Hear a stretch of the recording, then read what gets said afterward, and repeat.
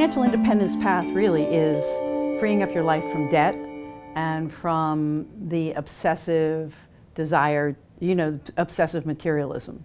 I was leading a session on our relationship with money. I just was curious about where people were with this at this point. This was in 2016.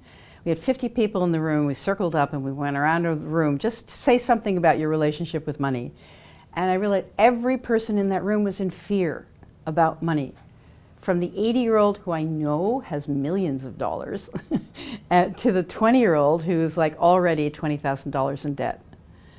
And honestly, it infuriated me, like what kind of society requires that everybody participate in something that terrifies them. This feels so amiss to me. And then I started to talk to the 20-year-olds, several 20-year-olds in the room about their debt, and I realized that they had bought into a story that don't worry about the debt you accumulate because you'll be able to pay it off through your profession, that a college education ipso facto produces X% more income over a lifetime, but that they were training in professions that may actually disappear by the time they're fully trained. And I thought, what kind of society turns its financial system on its young people?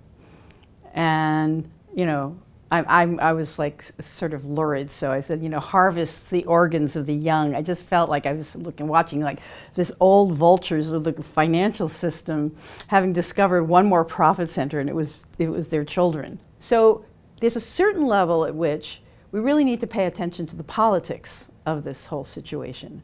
For example, one of the big barriers to the people in this movement actually pulling the trigger and becoming financially independent is that their health care is tied to their job. So I believe that is a social good that we all have to work on. We need to work on some form of Medicare for all. And in a way, it's a rising tide. It's going to happen. There's no question about it. It's just how it happens and when it happens and what are the mechanisms for it. But we really need to support that because not everybody is in a corporate setting where they can get health care. That's a big personal expense, or college debt.